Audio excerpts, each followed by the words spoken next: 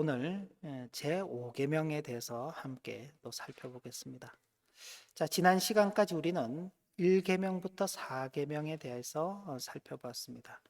1계명부터 4계명은 하나님과 사람 사이의 그 관계에서 가져야 할 자세입니다. 그러니까 사람이 하나님을 대하면서 어떻게 하나님을 섬겨야 하는가? 하나님 외에는 다른 신이 없음을 알고 또 우리가 함부로 하나님을 우리의 상상, 우리의 생각, 우리의 소원에 따라서 하나님을 만들어내는 것이 아니라 하나님 그분께서 있는 그대로 그분의 그 존재하심 그대로를 받아들이고 그 이름에 합당한 영광을 돌려드리며 그리고 특별히 하나님께서 나를 구분하시면서 우리에게 하나님을 섬기며 사는 그 일의 중요성을 알려주셨는데 그렇게 하나님을 섬기며 하나님 앞에서 살아가도록 우리에게 계명들을 주셨습니다. 이제 5계명부터 10계명까지는 사람과 사람 사이의 관계에 대해서 주어지는 계명입니다. 그런데 여기도 앞에 이 말씀을 포함을 시켜야 돼요. 사람과 사람 사이지만은 어떤 사람과 사람이냐? 하나님 앞에서 살아가고 있는 사람과 사람 사이인 것입니다.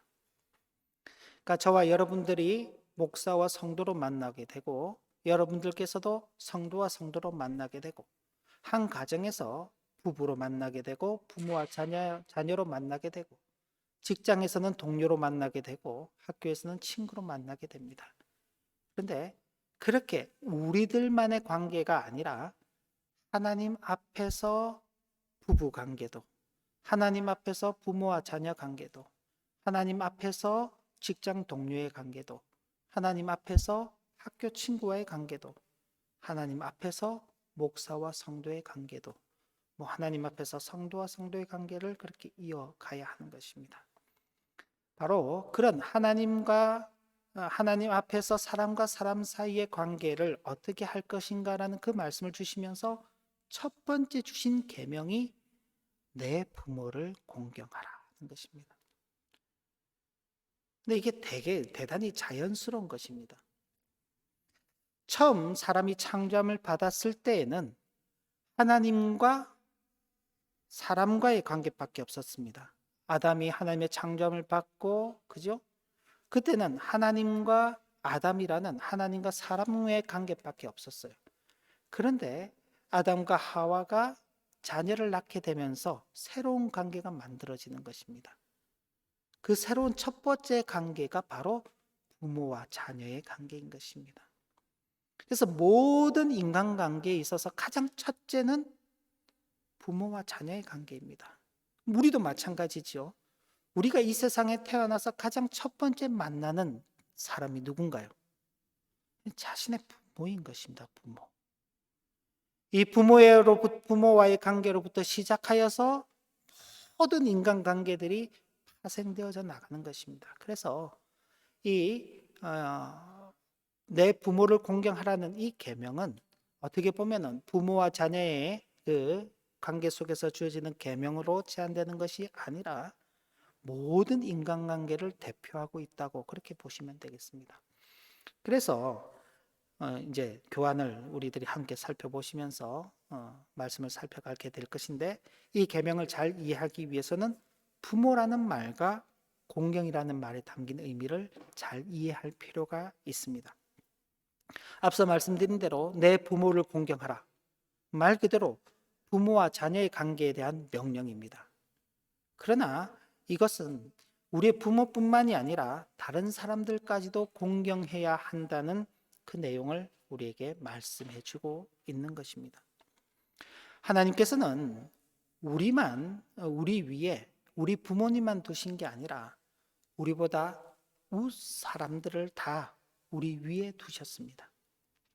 그래서 우리가 학교에서 독일은 이제 좀 다르지만은 우리 한국 이 한자 문화권에서는 학교에서 가르쳐 주시는 분을 선생님이라 그렇게 부르죠.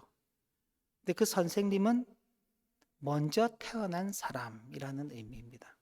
그러니까 먼저 태어난 사람이 뒤에 태어난 사람을 가르치는 것이 그게 당연한 이치인 거죠. 뒤에 태어난 사람이 먼저 태어난 사람을 가르치지 않고 앞서 태어난 사람이 자신의 인생의 경험들을 토대로 하여서 자기의 뒤에 태어난 사람들에게 가르치는.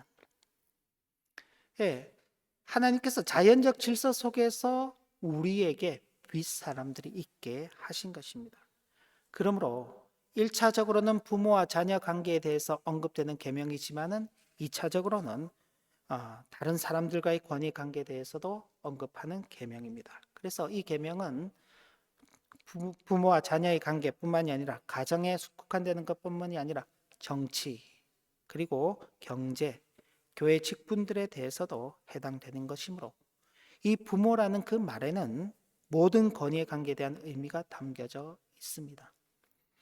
그러니까 이런 면에서 우리가 10계명을 이제 5계명부터 이제 주어지는 10계명까지 그 계명들을 이해하는 데 있어서 하나의 중요한 요점을 가질 수가 있게 되는데, 분명히 계명이 그대로 표현하는 바는 좁습니다. 부모라는 아주 좁은 의미의 명령을 주는데 이 의미를 해석하는 데 있어서는 그 넓이가 넓어지는 것입니다. 이제 다음 시간에 설명을 할 건데 미리 조금 이야기를 하자면은, 자, 살인하지 말라라는 말씀이 있죠. 살인하지 말라. 그러면 살인하지 않는 것의 반대말은 어떤 어떤 것인가요? 자, 우리 박사님. 자, 법학 준비하시는 우리 박사님. 살인의 반대말은 뭔가요? 법적인 용어로는 살인하지 않는 거죠. 아닌가요? 자, 살인의 반대말은 뭘까요? 살인하지 않는 것이죠. 그 일반적 의미입니다. 그죠? 너 살인했냐? 살인하지 않았냐? 근데 기독교적인 의미에서는요. 살인의 반대말은 뭘까요?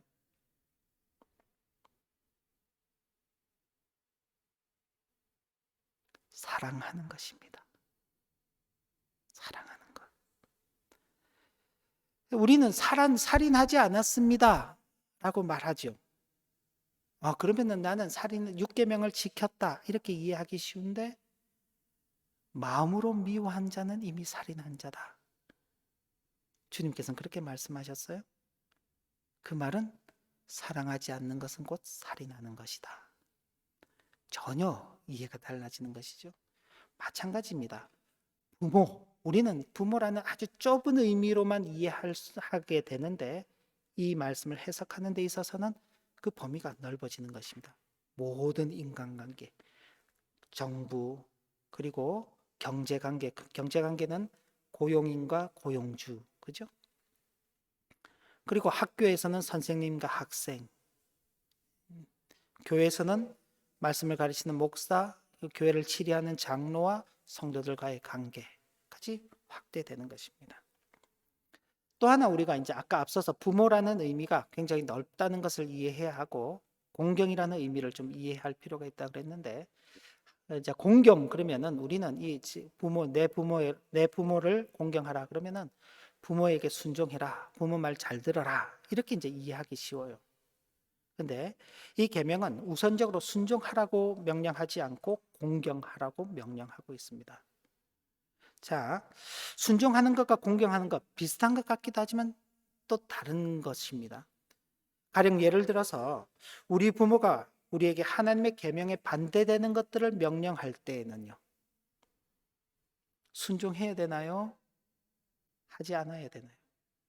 하나님의 계명과 반대되는 것들을 명령할 때에는 우리는 순종할 수 없는 것입니다. 그러나 순종하지 않는다고 해서 부모를 공경하지 않는 것은 아니죠. 그때는 이렇게 부모에게 순종은 하되 하나님의 계명과 대치되는 것들을 우리에게 말할 때에는 그 부모에게는 순종할 수 없는 것입니다. 부모에게 그러나 부모에 대한 그 공경하는 마음을 결코 놓쳐서는 안 되는 것입니다. 공경하는 것은 존귀 여기고 그 앞에 머리를 숙이고 그를 사랑하고 인정하는 것이죠.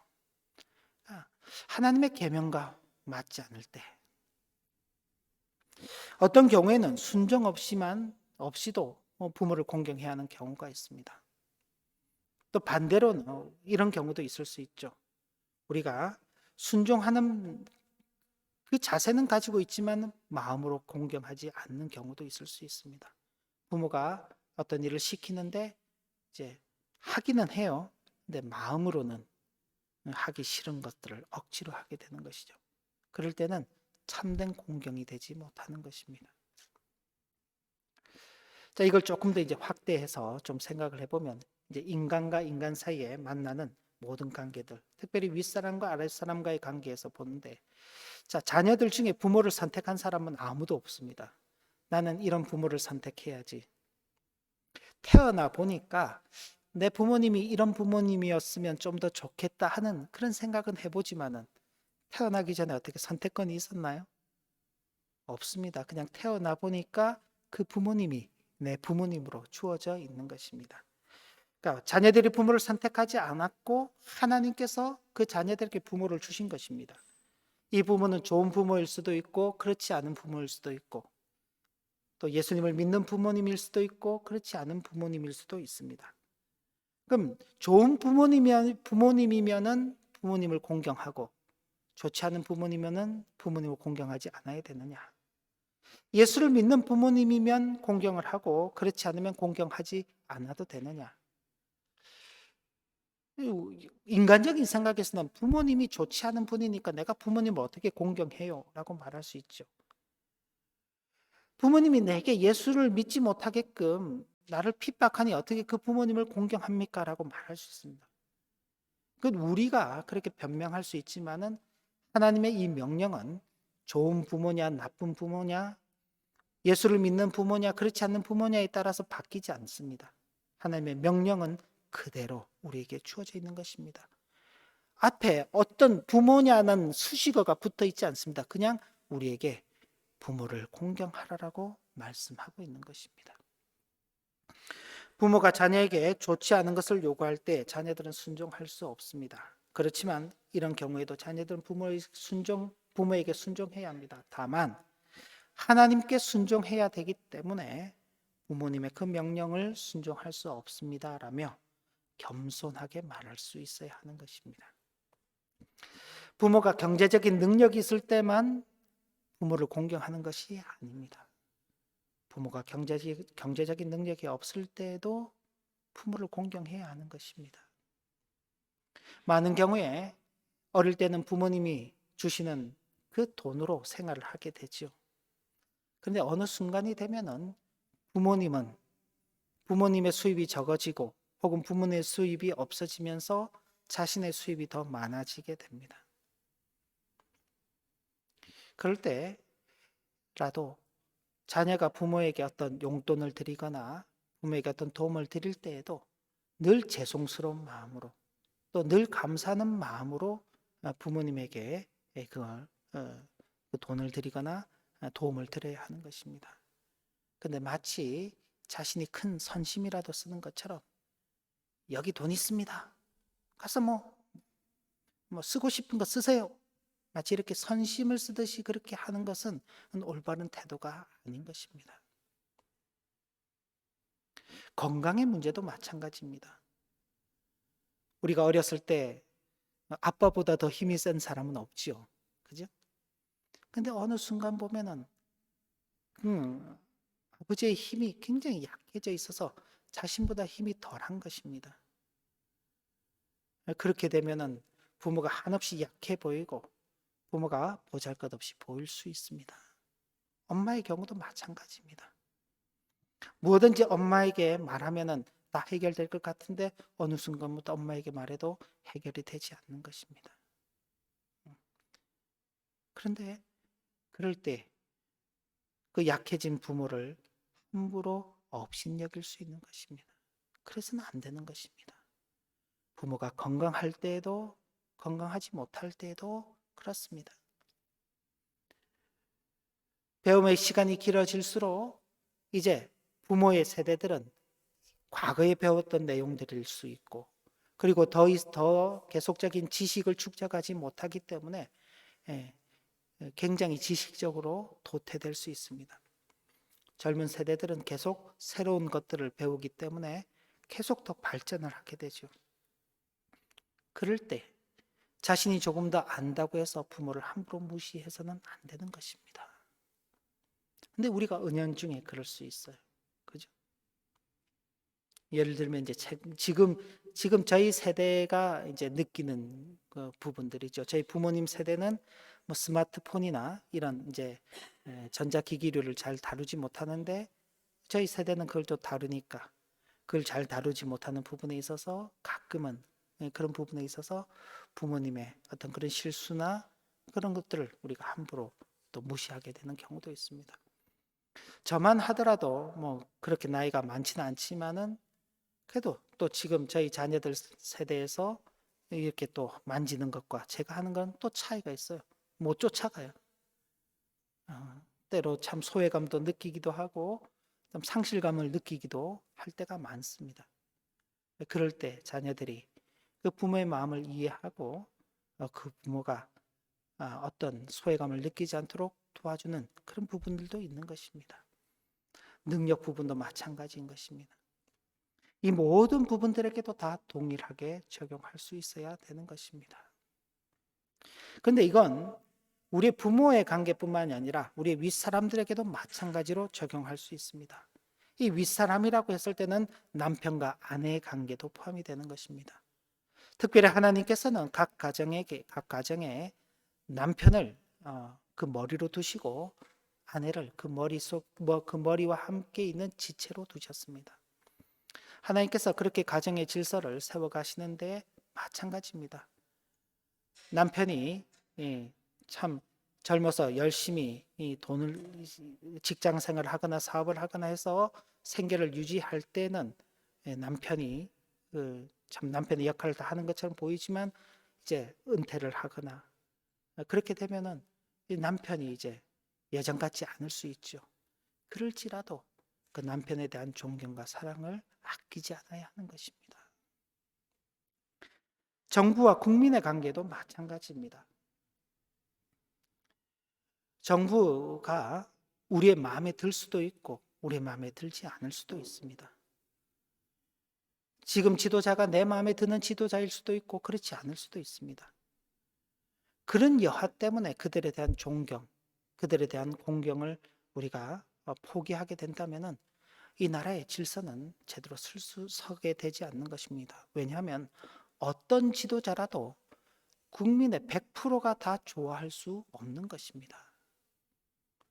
어떤 지도자가 나오더라도 100%그 지도자를 다 싫어할 수 없는 것입니다. 그냥 가장 쉽게 보면 그냥 반이 좋아하고 반이 싫어한다고 그렇게 보시면 되는 겁니다.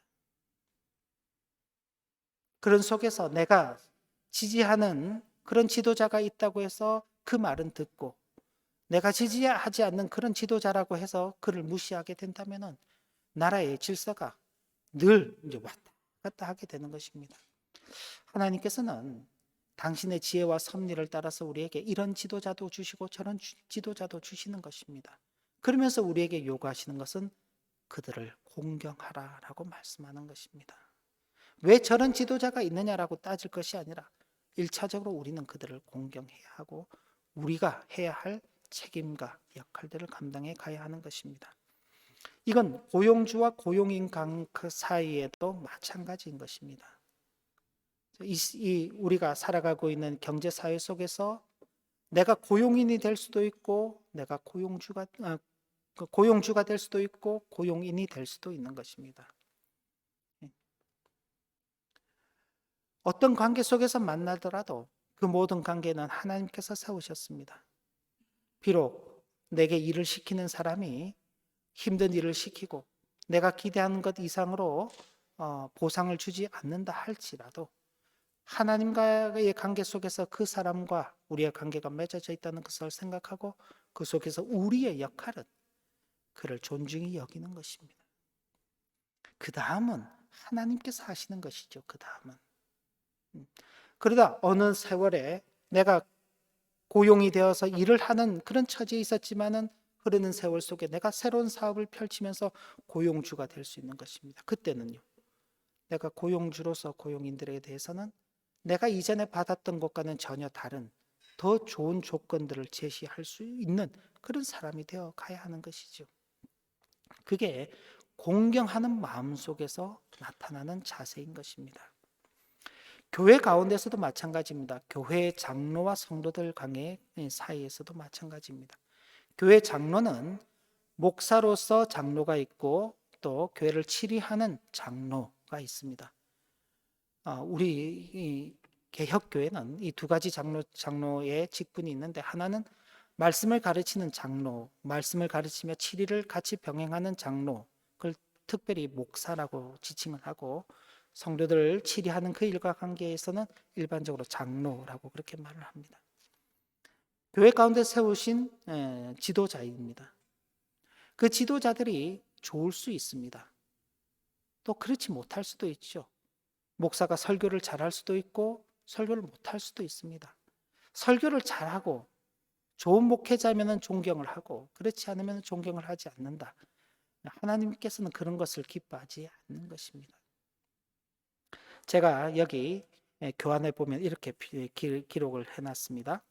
이런 관계에서 윗사람들이 존경을 받을 자격이 있느냐 없느냐 하는 것은 문제가 되지 않는다.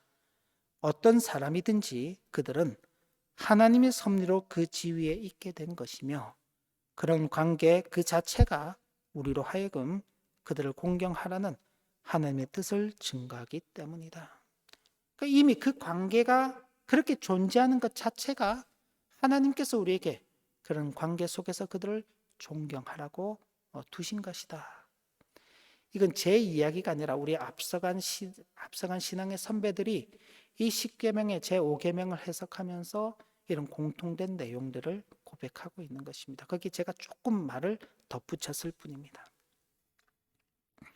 그리고 바로 이런 내용들을 우리가 좀 더 잘 지키며 가도록 하기 위해서 하나님께서 크게 우리에게 세 가지를 주시는데, 첫째는 약속이고, 둘째는 경고이고, 셋째는 주의입니다. 자, 약속은 보시면 오늘 우리가 읽은 본문에 있는 그 내용 그대로입니다. 다시 한번 12절 말씀을 한번 같이 봉독하겠습니다. 내 부모를 공경하라. 그리하면 너희 하나님 나 여호와가 내게 준 땅에서 내 생명이 길리라. 이 약속입니다. 부모를 공경하는데 하나님께서 내가 너에게 준 땅에서 내 생명이 길 것이다. 그냥 오래 산다는 의미가 아닌 것입니다. 그 땅에서 하나님께서 참으로 복된 생을 누리게 하실 것이다. 하나님께서 우리에게 만나게 하신 첫 번째 관계가 부모와 자녀의 관계입니다. 이 부모와 자녀의 관계를 잘하는 자에게는 그 땅을 살아갈 수 있는 참된 가치와 은혜를 누리게끔 하시겠다라고 말씀하시는 것입니다. 반대로 이것이 잘못되면요, 이제 경고의 말씀으로 주어지는 것입니다. 하나님께서 이 내게 준 땅이라고 표현했을 때 이건 어떤 땅인가요? 지금 이스라엘 백성들이 출애굽을 했죠. 출애굽을 해서 광야길을 걸어가고 있는데 그때 이 땅을 주시겠다고 말씀했습니다. 어떤 땅인가요? 가나안 땅이죠. 젖과 꿀이 흐르는 땅입니다. 근데 이스라엘 백성들이 그 땅을 받게 되는 이유는요, 단 하나입니다. 아브라함의 자손이기 때문입니다. 왜요? 하나님께서 아브라함에게 너와 내 자손들에게 그 땅을 주시겠다고 아브라함과 언약하셨고, 이스라엘 백성들은 다 잊어버리고 애굽에서 그냥 살고 있었습니다. 심지어 하나님께서 그들을 이끌어내시려고 10가지 재앙을 베푸시는데 이스라엘 백성들은 우리 안 나가도 괜찮으니까 그냥 애굽에서 괴롭힘만 당하지 않고 살면 돼. 그냥 우리 이대로 살래. 모세 제발 우리 안 찾아왔으면 좋겠어. 하나님도 우리 그냥 내버려 뒀으면 좋겠어. 그랬습니다. 근데 하나님께서 10가지 재앙을 다 하시면서 그들을 이끌어내셨죠. 그러면서 그들에게 그 땅을 주시겠다. 주시는 정도가 아니라 그 땅에서 너희가 장수하며 살게 하겠다. 복을 누리며 살게 하시다고 약속하셨습니다. 그 이유는요, 그들이 아브라함의 자손이기 때문에 그렇습니다. 하나님께서 우리에게 내 부모를 공경하라라고 말씀하십니다. 그러면서 우리에게는 땅을 안 주셨어요. 그죠? 부모님께로부터 땅 좀 받으셨나요? 땅 받은 게 없어요. 그죠? 우린 땅이 없습니다. 그럼 우리에게 땅이 뭐냐? 그 부모님과의 관계로부터 주어지는 모든 기회들인 것입니다. 부모님들께서 여러분들을 길러가시면서 한 기회들을 하나님께서 공급하시는 은혜를 통해서 여러분들에게 제공했습니다. 여러분들 길러주셨지요. 좋은 배움의 길에 있게 하셨지요. 건강하게 자라도록 하셨습니다. 여러분들은 바로 그런 기회들을 하나님 앞에 받았습니다. 근데 그게 받은 것으로 끝이 아니죠. 그 기회들이 진정으로 여러분들에게 복이라는 열매로 주어지기 위해서는 내 부모를 공경하며 살라라고 그렇게 말씀하시는 것입니다. 옛 이스라엘 백성들에게 약속의 땅을 허락하시고 그 땅에서 어떻게 하나님의 은혜를 누리며 살 수 있는지를 가르쳐 주시는 것입니다. 마찬가지로 하나님께서 우리에게 부모를 통해서 이 땅에 생명을 이어가게 하시고 그 부모로부터 공급되는 모든 기회들을 누리며 살게 하시면서 어떻게 살아가는 것이 그 받은 기회를 참된 복으로 누리며 사는지를 가르쳐 주시기 위해서 내 부모를 공경하라 라고 말씀하는 것입니다. 그리고 경고의 말씀을 덧붙이셨습니다. 출애굽기 21장 17절 말씀인데 같이 한번 이것도 봉독하겠습니다. 자기의 아버지나 어머니를 저주하는 자는 반드시 죽일지니라. 어마어마한 말씀이죠. 부모를 공경하는 자에게는 내가 내게 준 땅에서 장수하며 살 것이다 라고 말씀하셨는데 자기 어머니나 아버지를 저주하는 자, 공경하지 않는 자는 하나님께서 반드시 죽여라 그렇게 말씀하는 것입니다. 이 계명이 확실히 시행되도록 하시며 이 계명을 어기는 자는 결코 하나님의 심판을 피할 수 없다는 사실을 보증하시는 것입니다. 그래서 하나님께서 허락하신 땅에서 하나님의 심판을 자초하는 행위가 무엇인지를 가르쳐 주시는 것입니다. 우리가 부모님께로부터 좋은 기회를 받아서 살았습니다. 그런데 그 기회를 이제는 나를 위해서 써버린다면요. 부모님께서 우리를 길러주시면서 수고한 그 모든 것들을 잊어버리고 이제는 자기가 스스로 다 커버린 줄 알고 자기 스스로 모든 것을 다 이룩한 줄 알고 그 부모를 무시하게 된다면요. 하나님의 심판을 자초하게 되는 것입니다. 그러면서 이게 하나님께서 한 가지 우리에게 주의를 당부하시는데 에베소서 6장 1절 말씀을 보면 자녀들아 주 안에서 너희 부모에게 순종하라 이것이 옳으니라. 이 말씀을 통해서 우리에게 주의를 주시는 것입니다. 부모에 대한 순종과 공경은 물론이거니와 모든 윗사람에 대한 순종과 공경은 주 안에서라는 이 말씀의 한계 속에서 매우 주의하면서 지켜져야 하는 것입니다. 앞서서 말씀드린 내용들과 좀 병행하는 것이죠. 하나님의 계명에 어긋나는 것들을 명령할 때 우리는 그 명령에 순종하지 못합니다. 순종할 수 없습니다. 그러나 부모를 공경하지요. 신약 시대에서는 그것을 주 안에서라고 그렇게 표현하였습니다. 주님의 말씀 안에서, 주님과의 관계 속에서 이런 부모 그리고 윗사람들과의 모든 관계를 이어가야 하는 것입니다. 왜요? 우리는 하나님을 예배하는 자로서 이 땅 가운데 살아가는 것입니다. 1계명부터 4계명은 우리가 하나님 앞에 예배하는 자다는 그 사실을 우리에게 명시하고 있죠. 그런 하나님께 예배하는 자가 이 땅에서 어떻게 살아갈 것인가가 5계명부터 10계명까지의 말씀인 것입니다. 그렇기 때문에 주 안에서 우리는 이 모든 일을 행해 가야 하는 것입니다. 우리는 하나님의 섭리 가운데 다양한 관계들을 맺고 살아가고 있습니다. 우리의 위치가 때로는 부모의 위치에 있을 수도 있고 아직은 자녀의 위치에 있을 수도 있습니다. 시간이 지나면은 자녀의 위치가 부모의 위치로 바뀌게 됩니다. 지금은 내가 국민의 위치에 있지만 혹시 모르죠. 우리 속에 누군가가 정부의 위치에 있을 수도 있는 것입니다. 지금은 내가 고용인이지만은 내가 언젠가는 고용주가 될 수도 있는 것입니다. 지금은 여러분들께서 이 자리에서 제 설교를 듣고 있지만 혹시 모르죠. 누군가가 또 이 강단에 서서 설교를 하는 분이 있을 수도 있고, 지금은 성도로서 주어진 사명을 감당하고 계시지만은 교회 안에서 장로라는 직분을 받고 교회 전체를 치리하고 성도를 돌보는 그 역할을 감당할 수 있는 것입니다. 우리에게 그 각자가 처하는 그 위치가 주어질 때마다 그 위치에서 우리에게 맡겨진 일들을 신실하게 감당하는 것이 우리의 마땅한 자세일 것입니다. 이 순종의 삶을 잘 훈련받아서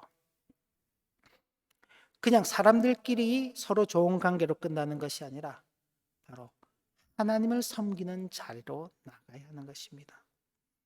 자, 5계명부터 이 10계명까지는 하나님을 예배하는 자가 이 땅 가운데서 어떻게 살아가야 하는가에 대한 것이라 그랬습니다. 결국은 5계명부터 10계명까지는 1계명부터 4계명에 속하는 것이다. 그렇게 볼 수 있습니다.